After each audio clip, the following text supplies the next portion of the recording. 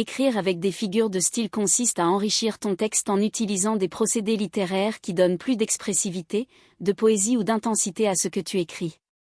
Voici quelques figures de style courantes et comment les utiliser. La métaphore. Description, comparaison implicite sans mot de comparaison, comme, tel que, pareil à. Exemple, ce sont des lions dans l'arène. Au lieu de, ce sont des combattants très courageux. La comparaison. Description, mise en relation de deux éléments avec un mot de comparaison. Exemple, il est brave comme un lion. L'allégorie. Description, représentation concrète d'une idée abstraite à travers une image ou un personnage. Exemple, la statue de la liberté comme allégorie de la liberté. L'oxymore. Description, association de deux termes contradictoires. Exemple, une obscure clarté. L'anaphore.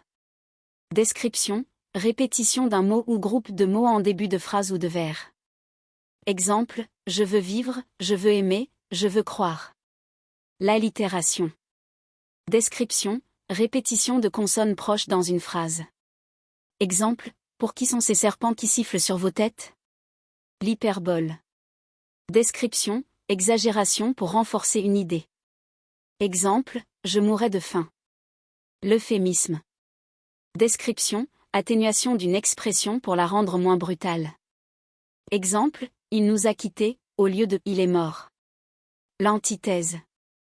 Description, mise en opposition de deux idées pour souligner un contraste. Exemple, le bien contre le mal. La personnification. Description, attribuer des qualités humaines à une chose ou un animal.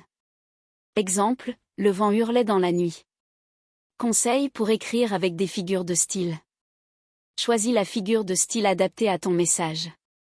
Ne surcharge pas ton texte, utilise-les avec parcimonie pour ne pas perdre en clarté. Pratique en lisant des textes littéraires pour voir comment les auteurs les utilisent. Si tu veux, je peux aussi t'aider à rédiger un texte en y intégrant ces figures de style.